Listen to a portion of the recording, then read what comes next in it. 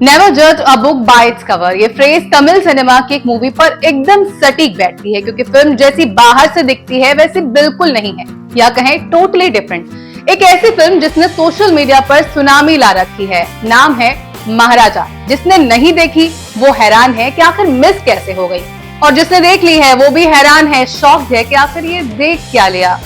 महाराजा originally एक Tamil film है जो 14 जून को तमिल मार्केट में रिलीज हुई। तब फिल्म का बस वाज जस्ट लिमिटेड और तमिल मार्केट में फिल्म ने ठीक ठाक बिजनेस किया, लेकिन एक महीने के अंदर ही फिल्म को नेटफ्लिक्स पर ओटीटी पर रिलीज किया जाता है, जिसके बाद दर्शकों में, लोगों में इसको लेकर जो रिस्पॉन्स है वो पूरी तरह से चेंज हो जाता है। अक्रॉस इंडिया ये फिल्म लोगों को इस कदर पसंद आ रही है कि लोग समझ ही नहीं पा रहे हैं कि आखिर इसको एक्सप्लेन कैसे किया जाए। आप रिएक्शन देखेंगे अगर सोशल मीडिया पर, तो कुछ लोग इस फिल्म को साल 2024 की सबसे बड़ी फिल्म मान रहे हैं, तो कुछ लोग इसे ऑस्कर लेवल का सिनेमा बता रहे हैं, यानी मास्टरपीस बोल रहे हैं इसको।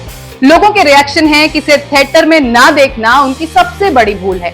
यहाँ तक कि महाराजा को अब तक के इंडिया की बेस्ट फिल्मों में शुमार किया जा रहा है। लोगों का कहना है कि अगर आप ये फिल्म देख लेंगे तो आप कल्कि, केजीएफ और पुष्पा तक को भूल जाएंगे। तो महाराजा में आखिर ऐसा है क्या? काहे लोग इतना पगलाए हैं, बौराए हैं? क्या भौकाल है इस मूवी में? चलिए जानते हैं साथ मिलकर। महाराजा को नितिन स्वामीनाथन ने बनाया है। राम मुरली के साथ मिलकर इस फिल्म की स्क्रिप्टिंग की है। महाराजा फिल्म का टाइटल फिल्म में विजय सेतुपति के किरदार का नाम है, जो पेशे से एक बार्बर है, एक नाई है और एक बेटी का पिता है। वो अपनी बेटी को बेइंतहा प्यार करता है। एक दिन महाराजा के घर में चोरी हो जाती है, जिसकी कंप्लेन करने वो पुलिस स्टेशन जाता है। महाराजा की कंप्लेन है कि उसके घर में 3 लोग दाखिल होते हैं और उसके घर से कचरे का डब्बा चोरी कर ले गए हैं। अब ये कचरे का डब्बा महाराजा और उसकी बेटी के लिए क्यों इतना अजीज है कि महाराजा इसके लिए 5 से 10 लाख तक पुलिस वालों को देने को तैयार है, यहाँ तक कि अपने जीवन की सारी गाड़ी कमाई, सारी सेविंग्स तक देने को तैयार है। अब आप ये सोचने मत लग जाइए कि कचरे का डब्बा बहुत कीमती सोने या चांदी का है या ड्रग्स वग्स का कुछ मामला है। ऐसा बिल्कुल भी नहीं है। ये नॉर्मल सा कचरे का डब्बा है। उधर जब महाराजा से चोरों के बारे में क्लू पूछा जाता है तो महाराजा का कहना है कि उसको इस बारे में कोई भी क्लू नहीं, क्योंकि जब चोरी हुई तब वो बेहोश था। अब पुलिस शुरू करती है अपना सर्च ऑपरेशन कचरे का डब्बा तलाशने का। लेकिन क्या ये कहानी इतनी सिंपल है? जी नहीं, बिल्कुल भी नहीं। फिल्म की कहानी जितना आप सोच सके उससे ज्यादा घुमाने वाली है। फिल्म में इतने ट्विस्ट एंड टर्न्स हैं कि आपका दिमाग चक्करघिन्नी बन जाएगा। आपको जितनी बार ये लगेगा कि आप फिल्म का प्लॉट समझ चुके हैं, फिल्म की कहानी समझ चुके हैं, ठीक उसी समय फिल्म में कुछ ऐसा नया एंगल आएगा कि आपके ब्रेन को ये कहानी टेक ओवर कर लेगी। इस लेवल का सिनेमा है महाराजा, यानी टोटली अनप्रिडिक्टेबल। एक डिस्क्लेमर आप सबके लिए बॉस, फिल्म देखते समय व्योमकेश बख्शी बनने की बिल्कुल भी कोशिश ना करें, मुंह की खाएंगे, क्योंकि इस फिल्म को जज करना मुश्किल ही नहीं, नामुमकिन है। उधर फिल्म में एक और कैरेक्टर है सेल्वम का, जो अनुराग कश्यप प्ले कर रहे हैं। सेल्वम भी एक फैमिली लविंग इंसान है जो अपनी पत्नी और बच्ची से बहुत प्यार करता है। तो सेल्वम कैरेक्टर के 2 पहलू हैं। एक तरफ जहां वो फैमिली लविंग मैन है, वहीं दूसरी तरफ वो पेशे से एक चोर है जो लोगों के घर में चोरी करके बेरहमी से उनका कत्ल कर देता है। फिल्म में महाराजा और सेल्वम 2 अलग अलग लोग कैसे अलग अलग होने के बावजूद एक दूसरे से कनेक्ट हैं, ये फिल्म का मेन एंगल है। महाराजा का स्क्रीन प्ले इस फिल्म के टॉप क्लास और एक्स्ट्राऑर्डिनरी होने का की पॉइंट है।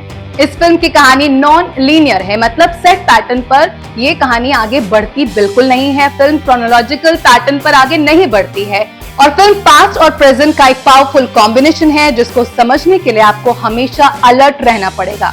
फिल्म में सस्पेंस इतना जबरदस्त है, इतना टाइट है कि लास्ट मिनट तक आपको सरप्राइज करता रहेगा।